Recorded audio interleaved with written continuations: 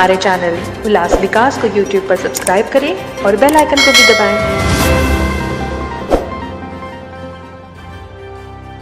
अधिकारी उपमहापौर समग्र नेता विरोधी पक्ष नेता सभी के हाथों से उनकी उपस्थिति में सभी गठ नेता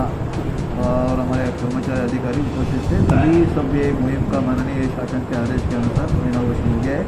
ये मुहिम जो हमारे जो नियुक्त किए गए जो वॉलंटियर्स है,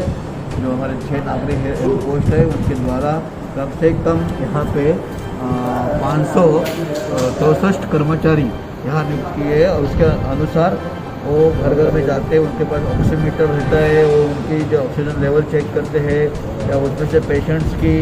जो सिचुएशन है, समझो किसी को शुगर है, किसी को हाइपरटेंशन है, किसी को हाई बीपी है, ऐसे हमारे पास फिगर्स भी आ रही है पब्लिक में से। और ये पूरे शहर में इसमें चलने वाले 2 राउंड में, अभी ये पहला राउंड है, पहली फेरी है, दूसरी फेरी में चलेगा। ऐसे करके पूरा जो भी